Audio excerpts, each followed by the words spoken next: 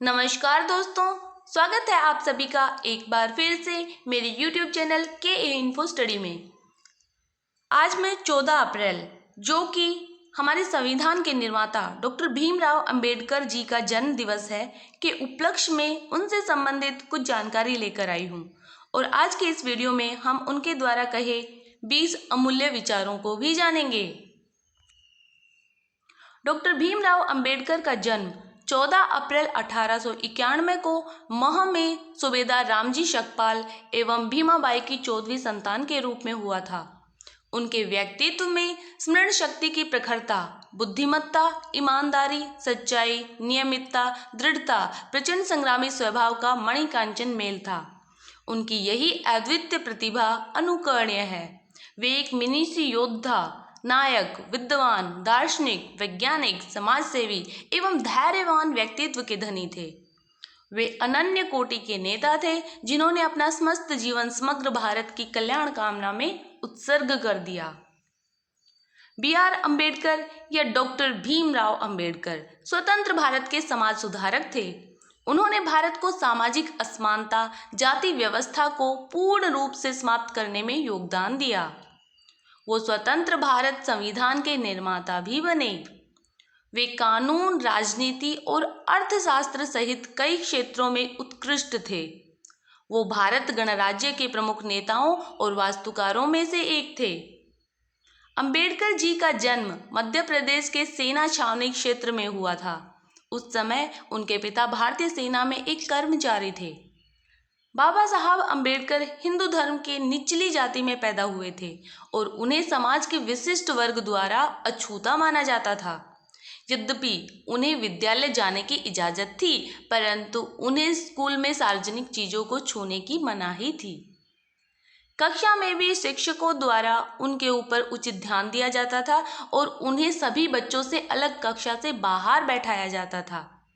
इस प्रकार के अपमानित व्यवहार ने उन्हें एक निरर्थक विचारधाराओं के खिलाफ लड़ने और अपने अधिकारों को प्राप्त करने में सहायता की। 1990 में डॉक्टर अंबेडकर के मरणोपरांत उन्हें भारत रत्न पुरस्कार से सम्मानित किया गया। आइए अब हम जानते हैं डॉक्टर भीमराव अंबेडकर जी के 20 अमूल्य विचारों के बारे में। डॉक्टर भीमराव अंबेडकर जी कहते हैं, हम सबसे पहले और अंत में भी भारतीय हैं। मैं ऐसे धर्म को मानता हूं जो स्वतंत्रता, समानता और भाईचारा सिखाए। भाग्य में विश्वास रखने के बजाय अपनी शक्ति और कर्म में विश्वास रखना चाहिए। बुद्धि का विकास मानव के अस्तित्व का अंतिम लक्ष्य होना चाहिए। जब तक आप सामाजिक स्वतंत्रता नहीं हासिल कर लेते, कानून आपको जो भी स्वतंत्रता देता है वो आपके किसी काम की नहीं। जीवन लंबा होने की बजाय महान होना चाहिए। उदासीनता एक ऐसी किस्म की बीमारी है जो किसी को प्रभावित कर सकती है। यदि हम एक संयुक्त, एकीकृत, आधुनिक भारत चाहते हैं तो सभी धर्मों के शास्त्रों की संप्रभुता का अंत होना चाहिए। जो कौम अपना इतिहास तक नहीं जानती है, वे कौम कभी अपना इतिहास भी नहीं बना सकती है। यदि मुझे लगेगा कि संविधान का दुरुपयोग हो रहा है तो सबसे पहले मैं इस संविधान को ही जला दूंगा। एक इतिहास लिखने वाला इतिहासकार सटीक, निष्पक्ष और ईमानदार होना चाहिए। समानता एक कल्पना हो सकती है, लेकिन फिर भी इसे एक गवर्निंग सिद्धांत रूप में स्वीकार करना होगा। हिंदू धर्म में विवेक, कारण और स्वतंत्र सोच के विकास के लिए कोई गुंजाइश नहीं है। एक महान आदमी एक प्रतिष्ठित आदमी से इस तरह से अलग होता है कि वह समाज का नौकर बनने को तैयार रहता है। पति पत्नी के बीच का संबंध घनिष्ठ मित्रों के संबंध के समान होना चाहिए। हर व्यक्ति जो मिल के सिद्धांत की एक देश दूसरे देश पर शासन नहीं कर सकता को दोहराता है। उसे ये भी स्वीकार करना चाहिए कि एक वर्ग दूसरे वर्ग पर शासन नहीं कर सकता।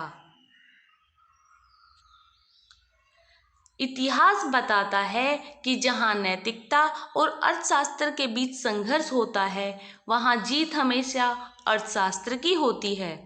निहित स्वार्थों को तब तक स्वेच्छा से नहीं छोड़ा गया है जब तक कि मजबूर करने के लिए पर्याप्त बल न लगाया गया हो।